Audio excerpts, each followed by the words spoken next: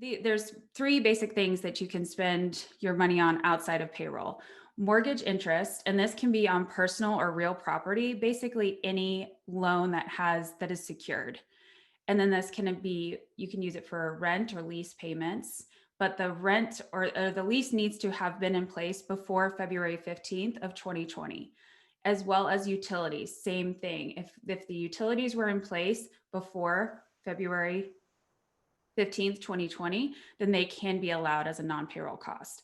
Now, this is kind of a moment where I want to say, hey, remember that the intention of the rule was to keep employees employed, but it was also meant to just maintain status quo.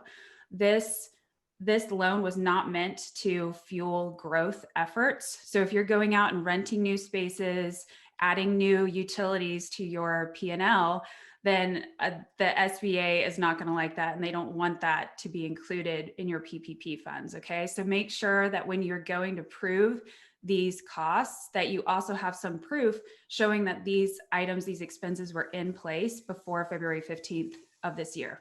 Okay.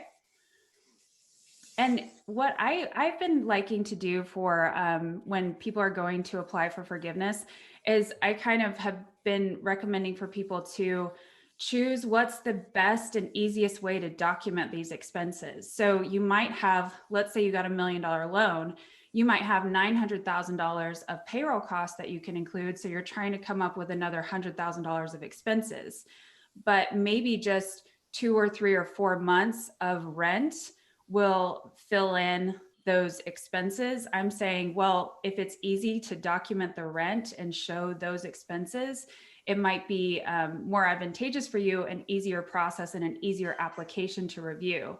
You don't necessarily want to have to go and pull every single tiny utility bill and then try to include it in that 100,000. So you can kind of pick and choose which expenses you want to kind of present to the bank for forgiveness, okay?